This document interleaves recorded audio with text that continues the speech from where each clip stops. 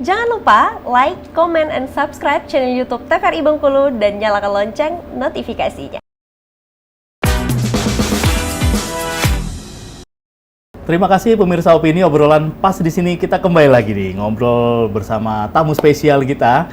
Nah, kita akan mengulik banyak hal nih. Kita akan memberikan informasi kepada pemirsa Opini seputar pengetahuan dari Badan Pengawasan Keuangan dan Pembangunan ya. Yang pasti sudah hadir di sini Kepala Perwakilan BPKP Bengkulu Bapak Faisal Cahyonugroho. Nah, Pak Faisal, kita lanjut kembali nih Pak obrolan kita. Kan tadi Pak Faisal cerita nih dari tugas-tugas BPKP itu ternyata banyak tugas-tugasnya. Yeah. Nah, tugas-tugas intinya ini Pak, apa dari BPKP ini Pak? Jadi sebagai auditor presiden, kita punya tugas utama itu ya mengawal program-program Bapak Presiden. Oh, oke. Pak Presiden punya Astacita, kita cek dan kita tuangkan dalam yang namanya agenda prioritas pengawasan. Itu diterbitkan setiap tahun. Setelah didesain setiap tahun tadi rencana penugasan pengawasan seperti apa, baru kita eksekusi kita lakukan.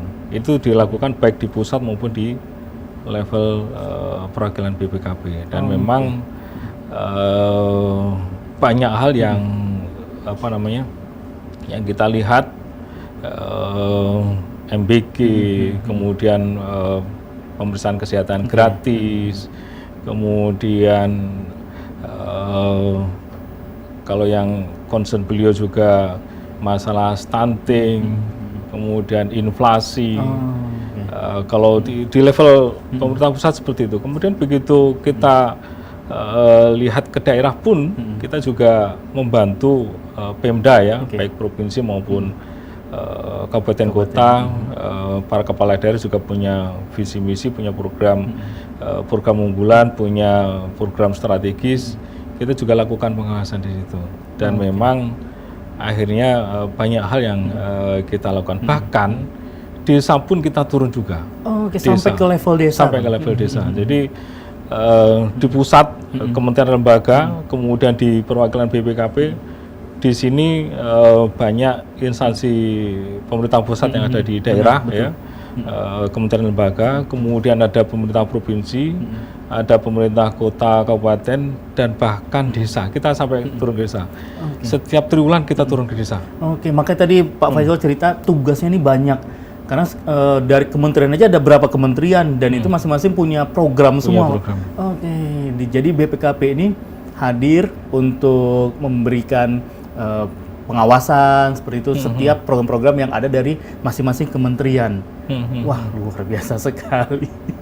Berarti kalau secara dari Pak Faisal sendiri untuk memikir, wah mana nih yang harus prioritas terlebih dahulu, cukup ini juga Pak ya, cukup bisa bilang kompleks juga. Harus mikir, wah ini sudah ada deadline, ini sudah ada deadline. Betul. Jadi memang dari Bapak Kepala BPKP ada yang tadi saya sampaikan, agenda prioritas pengawasan. Itu ada tujuh tema besar ya. Di situ baru ada detailnya lagi. Itulah yang kita lakukan pengawasan. Ada setiap triwulan kita lakukan. Triwulan ini kita lihat ini, triwulan berikutnya lihat ini, triwulan berikutnya lihat ini. Memang akhirnya banyak yang kita lihat, dan kita juga lihat korporasi itu BUMN, BUMD, bahkan rumah sakit atau di sini ada Universitas Bengkulu, itu Badan Layanan Umum BLU, ada BLUD juga yang di tingkat provinsi kabupaten, itu rumah sakit daerah, itu BLUD. Itu juga kita bina, kita lakukan pengawasan, termasuk BUMDes. Berarti bukan BUMDes hanya yang ada di desa. Kita juga lakukan pembahasan dari kementerian Pak. Jadi program yang ada di daerah pun juga turut juga dalam pengawasan dari BPKP. Berarti secara tim ini cukup ini juga Pak ya, kerja dari teman-teman yang ada di BPKP Pak ya. Iya. Kayaknya kadang kawan-kawan tugasnya ya, tapi ya kita nikmati, kita lakukan dengan sebaik-baiknya. Nah, kalau untuk di level kabupaten berarti juga punya kantor perwakilan, Pak? Atau kalau untuk kita di Bengkulu kan punya ada 10 kabupaten, satu kota gitu, Pak ya. Nah, apakah hanya satu terpusat di ibu kota provinsi atau di setiap kabupaten ini punya juga nih kantor-kantor perwakilannya? Kita nggak ada, hanya di provinsi. Hanya di provinsi. Kita ke daerah ya hanya surat tugas saja, nggak ada kantor kita di daerah.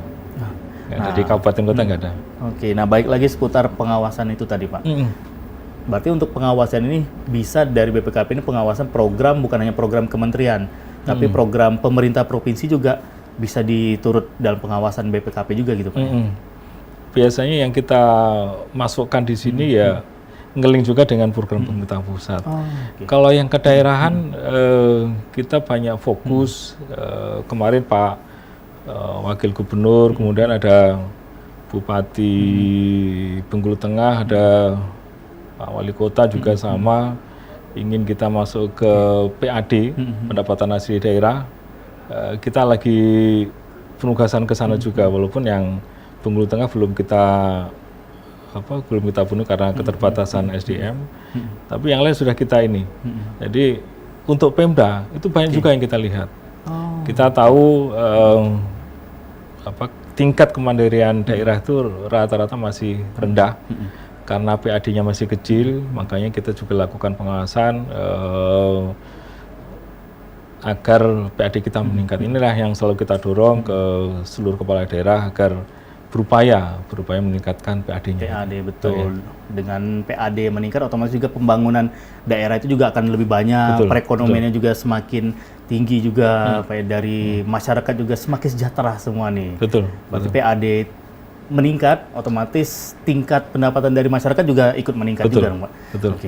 Nah, pada saat pengawasan nih, Pak Faisal, misalnya nih jika ditemukan ada satu kejanggalan nih, langkah apa yang selanjutnya dilakukan oleh BPKP nih, Pak? Ataukah sama seperti rekan-rekan yang ada di KPK nih, begitu ada temuan, wah langsung proses hukum segala macam gitu, Pak? Jadi kita sebagai aparat pengawasan internal pemerintah, fokus utamanya memang pembinaan. Fokus utama pembinaan.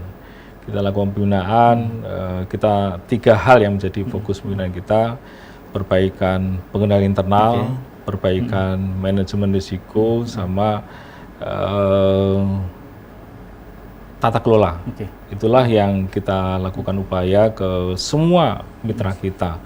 Namun dalam satu hal, dalam hal kondisi tertentu, ada saja yang walaupun sudah kita bina, ya tetap ada kayak gitu ya. Ada yang belok-beloknya. Ya, kalau ekstrem ya yang nggak bisa kita bina ya akhirnya kita koordinasi sama APH ya. Jadi kita ada bidang investigasi itu tugasnya salah satunya adalah terkait dengan penindakan.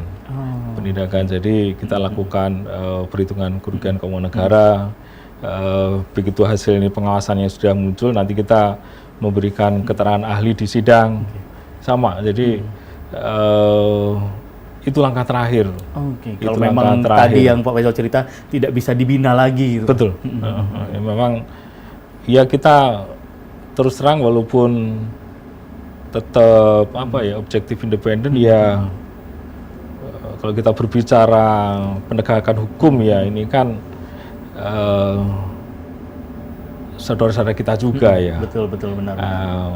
Kalau bisa kita bina, tapi ya dalam hal tertentu ya sudah mensreanya sudah kuat, niatan jahatnya sudah kelihatan, ya mau nggak mau kita serahkan ke APH. Mungkin di awal ada yang faktor ketidaktahuannya, makanya hadir BPKP ini untuk membina itu tadi teman-teman yang ada di daerah agar program mulai dari presiden sampai ke kepala daerah masing-masing provinsi bisa berjalan dengan lancar gitu, sehingga juga dari pembangunan dari setiap provinsi juga semakin meningkat gitu, Pak ya.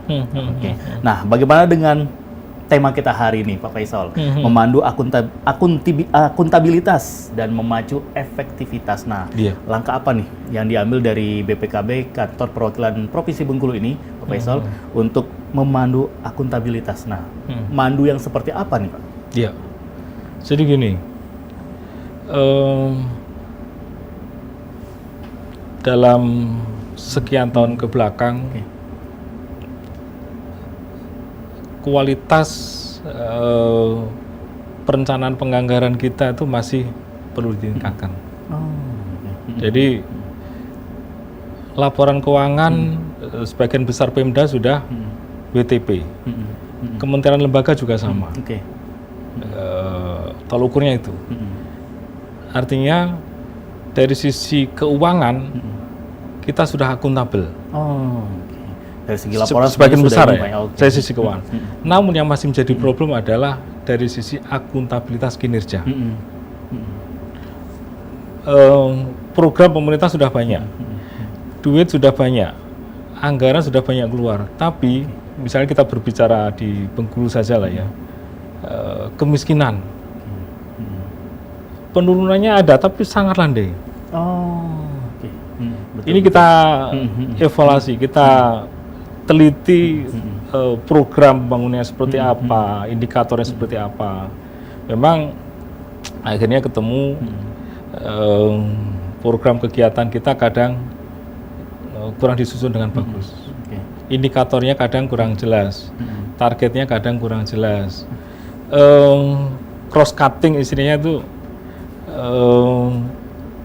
program-program yang disusun untuk menurunkan kemiskinan misalnya ya, masih belum padu. Oh, mungkin indeks titik keberhasilan program itu seperti apa itu yang masih Iya. abu-abu gitu Pak Iya. ya? Apakah memang semua masyarakat di Provinsi Bengkulu ini dari segi pendapatannya yang dianggap sudah tidak miskin lagi gitu, atau yang seperti apa dari segi rumahnya atau dari segi pekerjaannya Iya.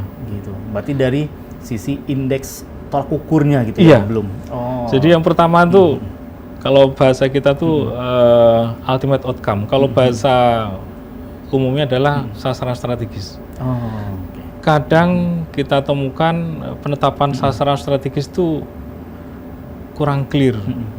Kadang indikatornya salah. Kadang targetnya nggak pas. Akhirnya apa? Begitu tujuan besarnya tidak clear, program kegiatan ke bawah ya akhirnya tadi outputnya ada, tapi outcome nggak ada. Oke, semakin seru obrolan kita, pemirsa Opini. Nah, Pak Faisal, kita tahan kembali obrolan kita. Pemirsa Opini, jangan kemana-mana, obrolan pas di sini masih akan kembali lagi setelah yang kelewat berikut ini.